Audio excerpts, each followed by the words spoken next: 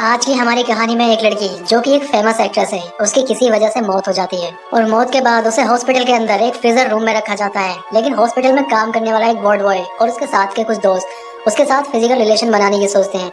अब ये लोग उसकी बॉडी के साथ फिजिकल रिलेशन बनाने लग जाते हैं, लेकिन वो लड़की अचानक में जिंदा हो जाती है।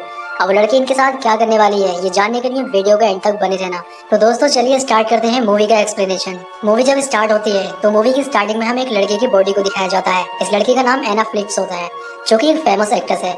इसकी किसी वजह से मौत हो जाती है, इसलिए इसको हॉस्पिटल के अंदर लाया जाता है। अब एना की बॉडी जिस मॉर्ग के अंदर रखी जाती है, वहाँ पर एक लड़के की ड्यूटी लगी होती है जिसका नाम पाओ होता है।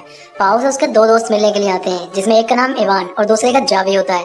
ये दोनों ही उसको पार्टी में ले जाने के लिए आते हैं, लेकिन पाओ उनको बताता है कि मेरी ड्यूटी अभी 1 घंटे के बाद खत्म होगी, इसलिए तुम्हें थोड़ा वेट करना होगा। इसके बाद ये तीनों ही दोस्त बाहर चले जाते हैं। बाहर जाने के बाद ये तीनों ही ड्रिंक करने लग जाते हैं। ड्रिंक करते हुए पाओ उनको बताता है कि आज हमारे हॉस्पिटल में काफी फेमस एक्ट्रेस एना फ्लिक्स की बॉडी आई है। तब पाओ का दोस्त इवान उससे कहता है कि क्या हम एना की बॉडी को देख सकते हैं। यहाँ पर पाओ उससे कहता है कि वहाँ पर किसी का भी जाना मना है, वहाँ मेरे सिवा कोई नहीं जा सकता। अगर कोई जाता है तो इससे मेरी जॉब जा सकती है, इसलिए मैं तुम्हें वहाँ नहीं लेकर जा सकता। लेकिन पाओ का दोस्त इवान उससे कहता है कि जब वो जिंदा थी तो मैं उससे मिलने की बहुत कोशिश करता था, लेकिन कभी नहीं मिल पाया। अब इवान एना की डेड बॉडी देखने के लिए पाओ से काफी जिद करने लग जाता है। उसके जिद करने के बाद पाओ भी मान जाता है। अब पाओ उन दोनों को ही उस जगह पर लेकर जाता है जहाँ पर एना की डेड बॉडी को रखा गया था। वो अपनी जॉब की परवाह ना करते हुए इन दोनों को उस जगह पर लेकर पहुंच जाता है। इसके बाद पाओ एक डेड बॉडी के पास खड़ा हो जाता है और उनसे कहता है कि ये रही एना फ्लिक्स की बॉडी। जैसे ही वो उसके ऊपर से कपड़ा हटाता है, वहाँ पर एक बूढ़ी औरत की डेड बॉडी होती है। ये देखकर वो दोनों ही दोस्त डर जाते हैं। दरअसल पाओ उन दोनों से ही मजाक कर रहा था। इसके बाद वो एना की बॉडी के पास जाता है और उसके फेस से धीरे से कपड़ा हटाता है।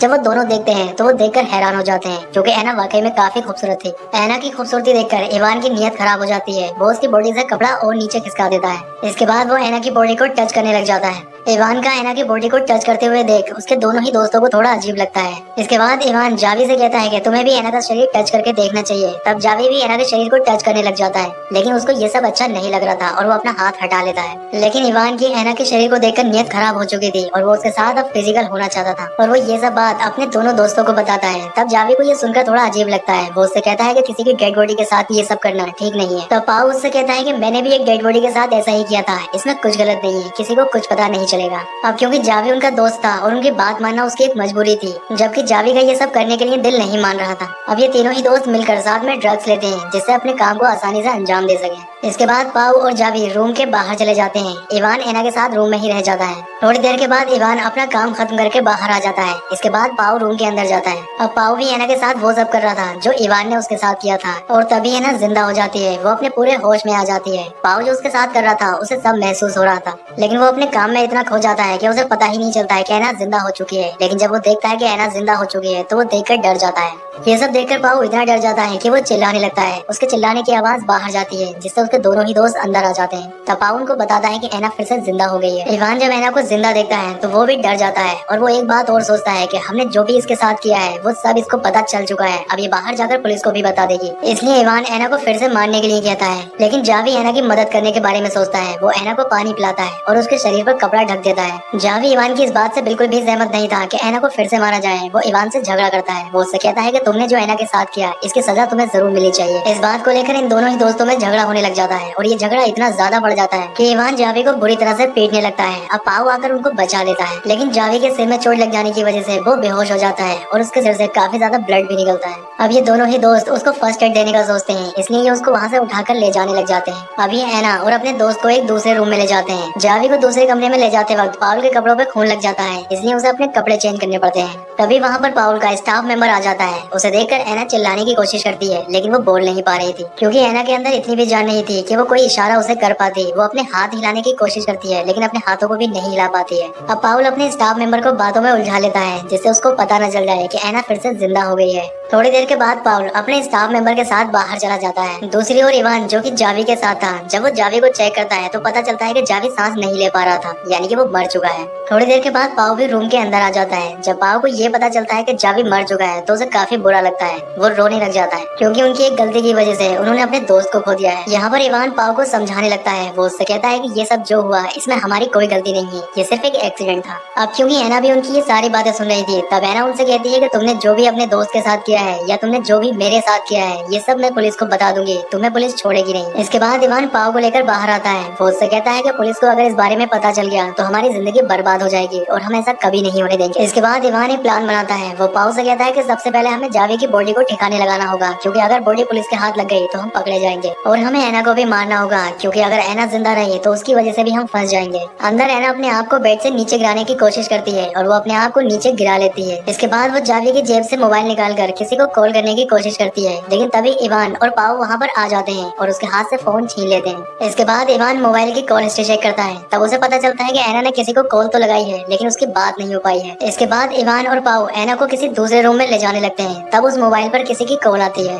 और ये कॉल उसी नंबर से होती है जो नंबर ऐना ने डायल किया था, और ये नंबर ऐना के फादर का होता है। अब इवान कॉल उठा लेता है और बात करने लग जाता है। तभी ऐना जोर से हेल्प के लिए चिल्लाने लगती है, लेकिन तभी पाओ उसका मुंह बंद कर लेता है। अब इवान ऐना के फादर से कहता है कि गलती से कॉल लग गई थी, और वो ये बात कहकर फोन काट देता है। अब क्योंकि इवान को काफी गुस्सा आ रहा था और वो गुस्से में ऐना को जोर से थप्पड़ मार देता है। तब ऐना उससे कहती है कि तुम जो भी मेरे साथ कर रहे हो इसकी सजा तुम्हें जरूर मिलेगी। तब इवान ऐना से कहता है कि तुम कुछ देर पहले डेड बॉडी थी और मैं तुम्हें फिर से डेड बॉडी बनाने जा रहा हूँ। इसके बाद इवान कंटेनर लेने के लिए बाहर जाता है, जिससे वो अपने फ्रेंड की बॉडी को ठिकाने लगा सके। यहाँ पर पाओ ऐना के पैर बांधने लग जाता है, जिससे वो ऐना को मार सके। तब ऐना पाओ से कहती है कि मैं जानती हूँ कि तुम एक अच्छे इंसान हो, लेकिन तुम्हारा दोस्त बिल्कुल अच्छा इंसान नहीं है। तुमने मेरे साथ कुछ नहीं किया है। तुम्हारा दोस्त एक झूठा इंसान है और उसने ही तुम्हारे दूसरे दोस्त को भी मारा है। तब पाओ ऐना से कहता है कि मैं जानता हूँ कि जावी को उसी ने मारा है, लेकिन ये सिर्फ एक एक्सीडेंट था, उससे जो भी हुआ ये सब अनजाने में हुआ था। तब ऐना उससे कहती है कि तुम्हें कुछ पता नहीं है, जब तुम अपने स्टाफ मेंबर के साथ बाहर गए थे तब उसने ही तुम्हारे दोस्त का गला घोटकर उसे मारा है। अब ऐना की ये बात सुनकर पाओ सोच में पड़ जाता है, लेकिन फिर भी वो उसके मुंह पे टेप लगा देता है और इसके बाद वो वहाँ से बाहर चला जाता है।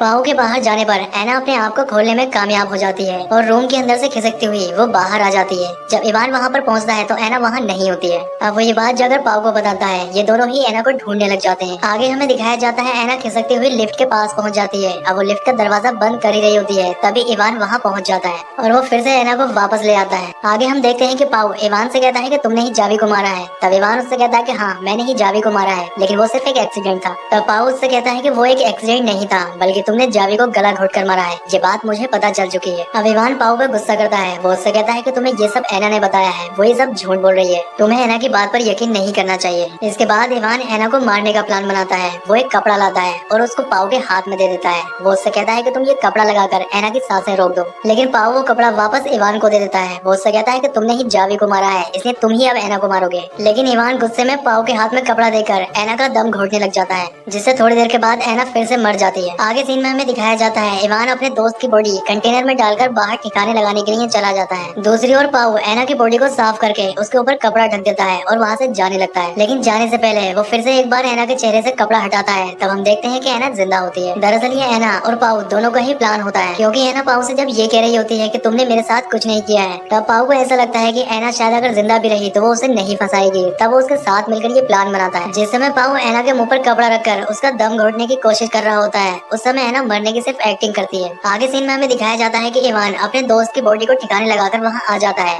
अब पाओ और इवान दोनों ही वहाँ से निकल जाते हैं। बाहर आने के बाद इवान को याद आता है कि वो अपना आईडी कार्ड अंदर ही भूल गया है, इसलिए वो आईडी कार्ड लेने के लिए अंदर जाने लगता है। लेकिन पाओ इवान से बहाने करता है जिससे वो अंदर ना जाए, क्योंकि वो जानता है कि अगर वो अंदर गया तो ऐना को जिंदा देख लेगा। लेकिन वो उसकी बात नहीं सुनता है और अंदर चला जाता है। अंदर जाने के बाद उसे पता चल जाता है कि ऐना जिंदा है। ऐना को जिंदा देखकर वो पाओ पर गुस्सा करने लग जाता है, लेकिन वो पाओ को मारना नहीं चाहता था, इसलिए वो उसको छोड़ देता है। तभी पीछे से आकर ऐना इवान पर हमला कर देती है। वो कैंची से उसके गले पर हमला करती है, जिसकी वजह से वो नीचे गिर जाता है और उसकी मौत हो जाती है। तब पाओ ऐना से कहता है कि ये तो हमारे प्लान में था ही नहीं, तुमने इसको क्यों मारा। लेकिन तभी ऐना पाओ पर भी हमला कर देती है, जिसकी वजह से उसकी भी मौत हो जाती है, क्योंकि ऐना अपने आप को जिंदा बचाने के लिए सिर्फ पाओ का इस्तेमाल कर रही थी, क्योंकि पाओ भी उतना ही गुनहगार था जितना कि इवान, इसीलिए वो पाओ को भी मार देती है। इसके साथ ही मूवी का एंड हो जाता है। दोस्तों आपको वीडियो कैसा लगा कमेंट करके बताएं। वीडियो अच्छा लगा है तो वीडियो को लाइक करें और इसी तरह की वीडियो देखने के लिए हमारे चैनल को सब्सक्राइब जरूर करें। तो मैं आपसे मिलता हूँ इसी तरह की किसी नेक्स्ट वीडियो में।